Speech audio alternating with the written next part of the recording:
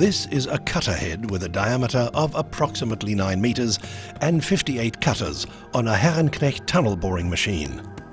The animation shows the function of this single gripper machine. Before turning on the cutter head, the gripper shoes are pressed against the rock.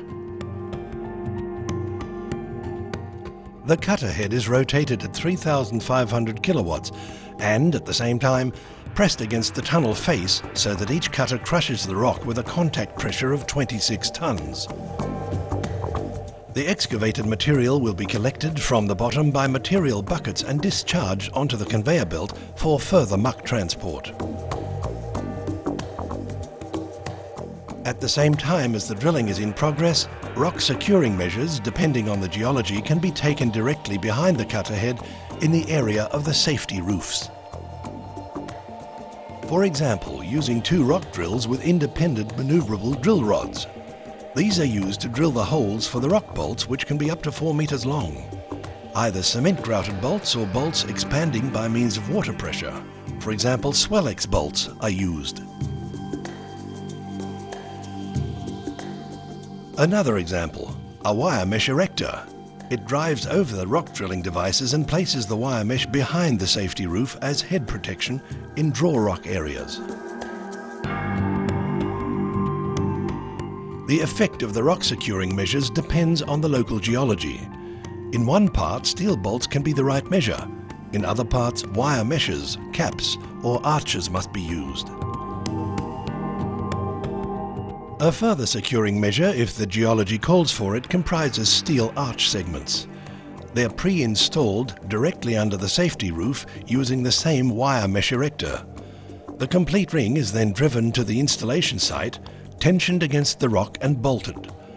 Shotcreting could then be used as a further securing measure, but more of that later.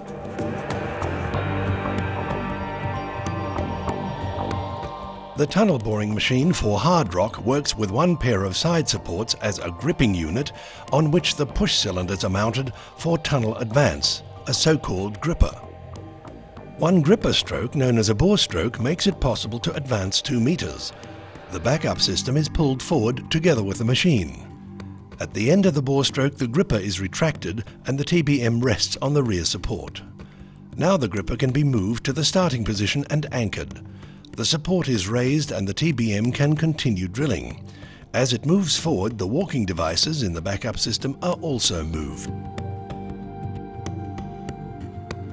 Up and down action of the walking devices in slow motion. Foot 2 and 4 up means all trailers are pulled along. Foot 1 and 3 up means that the cutter head is advancing. View from above. Release of the gripper hydraulics for pulling forward. Anchoring for further advance. By means of different pressure on the gripper system, the advance is exactly controlled using horizontal and vertical acting steering cylinders.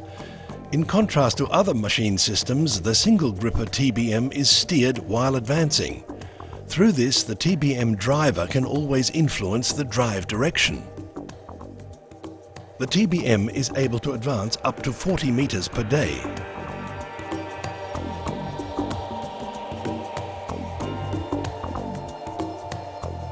The shotcrete robot now finally secures all the tunnel walls.